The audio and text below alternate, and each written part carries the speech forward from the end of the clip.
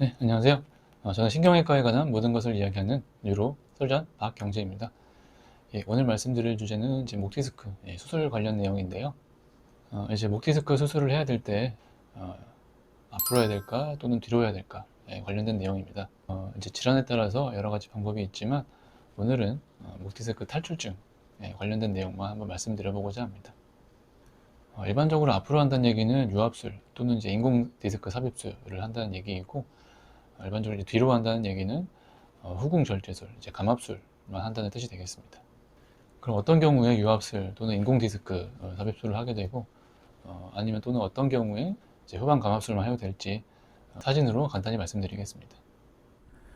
기본적인 경추 디스크와 관절, 신경의 구조를 이해해야 되는데요. 우선 정상적인 목 MRI의 구조를 간단히 말씀드리겠습니다. 이 사진은 단면으로 자른 경추 MRI 영상입니다.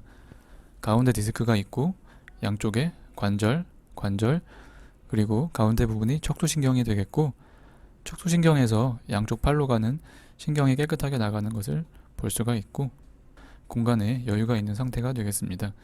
지금 정상 사진을 잘 기억하셨다가 비교해 보시면 되겠습니다. 먼저 뒤로 수술을 한 경우를 살펴보면 41세 남자 환자의 목 디스크 사진입니다. 목 통증, 좌측 어깨 통증 및 좌측 팔 방사통으로 내원하였습니다. 이 환자는 경추 5번, 6번 디스크 탈출증이 있고, 단면으로 봤을 때 좌측으로 디스크 탈출증이 있는 상태입니다. 디스크가 좌측 팔로 나가는 신경을 압박하고 있기 때문에 어깨 통증 등의 방사통 증상이 나타나고, 환자가 우선 디스크 수술에 상당한 거부감이 있어서 가장 먼저 생각해 볼 수 있는 방법은 후방 감압술이었습니다. 꼭 디스크 자체를 건드리지 않더라도 뒤쪽에서 넓혀주는 수술만 해주면 충분히 신경 자극을 덜하게 만들 수 있기 때문에 효과적인 치료가 되겠습니다. 후방 감압 수술 이후에 다음날 퇴원하였고, 다음 내원 시에도 수술 전 증상은 전혀 없다고 하며 경과가 좋았던 경우였습니다. 그럼 이번엔 디스크 탈출증이 어느 한쪽으로 치우치지 않고 척추신경 중심 부분으로 나와 있는 경우는 어떨까요? 결론부터 말씀드리면 후방 감압술이 불가능한 경우입니다. 척추신경과 맞닿아 있기 때문에 후방에서 접근하기가 어렵습니다. 이럴 경우에는 전방으로 접근하여 수술을 하게 되는데, 본인 디스크를 제거하며 감압을 해주고 유압술을 시행하게 됩니다. 유압술이란 디스크를 제거한 후 그 공간을 뼈로 채워주고 위아래 척추를 나사못으로 고정시켜주는 수술인데요. 탈출증이 있는 디스크의 위아래 경추뼈를 하나의 뼈로 만들어준다고 보시면 되겠습니다.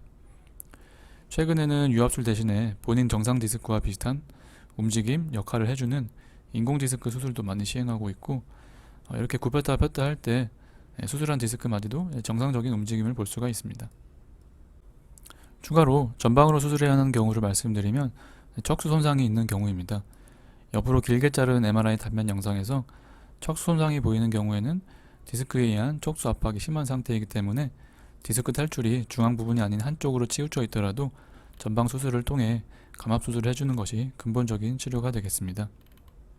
하지만 전방 디스크 수술은 목 앞쪽으로 3cm가량의 상처가 생기게 되고, 본인 디스크를 제거하고 유압술을 할 경우에는 추후에 다른 인접 부위의 디스크에 문제가 생길 수 있다는 단점이 있어서 신중히 고려해야겠습니다. 또 이제 후방 감압 수술은 디스크를 완전히 제거하지 않기 때문에 추후에 또 재발될 수 있다는 단점이 있습니다.